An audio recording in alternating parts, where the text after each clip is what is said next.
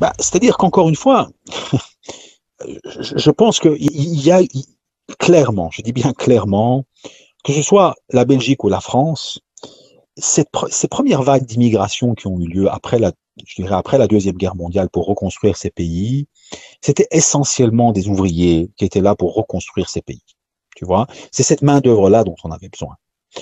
Alors, le problème avec les enfants de cette main-d'œuvre, c'est que il y avait réellement une volonté structurelle de les orienter vers je dirais, vers le travail manuel, tu vois. Et on ne peut pas dire que c'est faux que de dire cela. Maintenant, encore une fois, est-ce que c'était systémique, pas systémique? Ça, c'est un autre débat. Mais il y avait réellement une volonté de réorienter, si tu veux, même les enfants de ces populations vers des travaux manuels et vers des métiers manuels.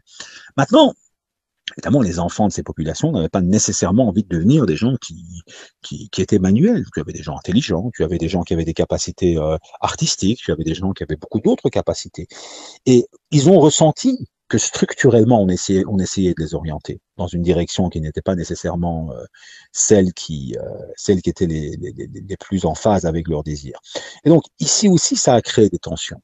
Et donc, inévitablement, lorsque tu mets en avant des modèles qui sont uniquement dans des domaines, on va dire, qui ne sont pas nécessairement intellectuels, c'est un peu injuste, tu vois.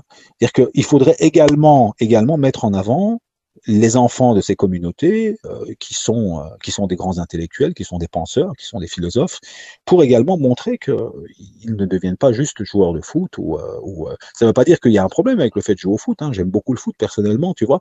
Mais c'est pas nécessairement eux qu'on devrait promouvoir comme modèle, tu vois, sans diminuer bien évidemment la valeur de ces joueurs. Hein.